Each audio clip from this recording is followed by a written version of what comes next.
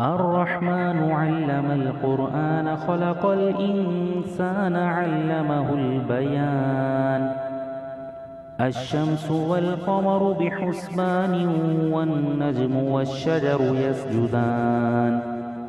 والسماء رفعها ووضع الميزان ألا تطغوا في الميزان وأقيموا الوزن بالقسط ولا تخسروا الميزان.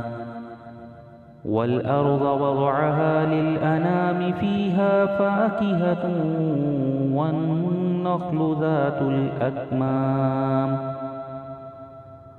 والحب ذو العصف والريحان فبأي آلاء ربكما تكذبان. خلق الإنسان من صلصال كالفخار وخلق الجان من مارج من نار فبأي آلاء ربكما تكذبان.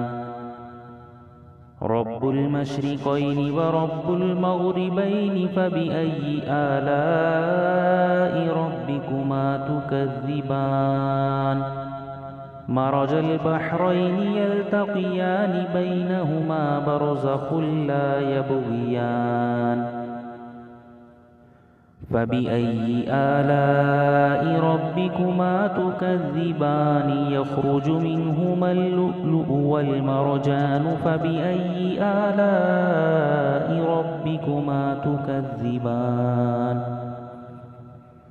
وله الجوار المنشآت في البحر كالأعلام فبأي آلاء ربكما تكذبان.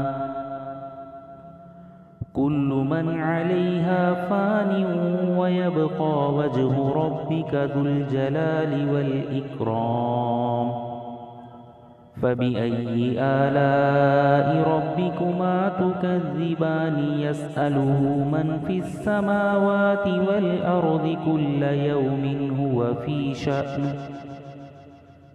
فبأي آلاء ربكما تكذبان. سنفرغ لكم أيها الثقلان فبأي آلاء ربكما تكذبان. يا معشر الجن والإنس إن استطعتم أن تنفذوا من أقطار السماوات والأرض فانفذوا لا تنفذون إلا بسلطان فبأي آلاء ربكما تكذبان. يرسل عليكما شواظ من نار ونحاس فلا تنتصران فبأي آلاء ربكما تكذبان. فإذا انشقت السماء فكانت وردة كالدهان فبأي آلاء ربكما تكذبان. فيومئذ لا يسأل عن ذنبه إنس ولا جان فبأي آلاء ربكما تكذبان. يعرف المجرمون بسيماهم فيؤخذ بالنواصي والأقدام فبأي آلاء ربكما تكذبان. هذه جهنم التي يكذب بها المجرمون يطوفون بينها وبين حميم آن فبأي آلاء ربكما تكذبان. ولمن خاف مقام ربه جنتان فبأي آلاء ربكما تكذبان. ذواتا أفنان فبأي آلاء ربكما ربكما تكذبان فيهما عينان تجريان فبأي آلاء ربكما تكذبان فيهما من كل فاكهة زوجان فبأي آلاء ربكما تكذبان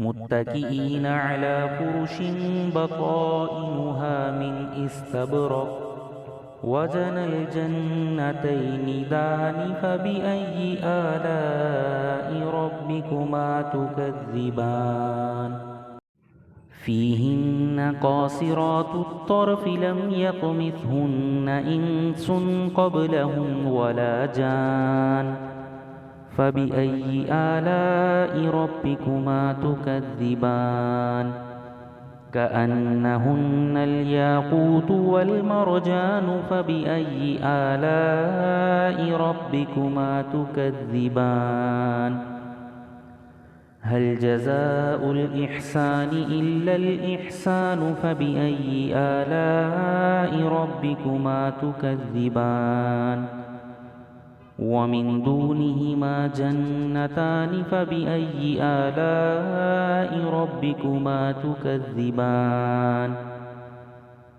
مدهامتان فبأي آلاء ربكما تكذبان فيهما عينان نضاختان فبأي آلاء ربكما تكذبان فيهما فاكهة ونخل ورمان فبأي آلاء ربكما تكذبان فيهن خيرات حسان فبأي آلاء ربكما تكذبان حور مقصورات في الخيام فبأي آلاء ربكما تكذبان لم يطمثهن إنس قبلهم ولا جان فبأي آلاء ربكما تكذبان متكئين على رفرف خضر وعبقري حسان فبأي آلاء ربكما تكذبان تبارك اسم ربك ذي الجلال والإكرام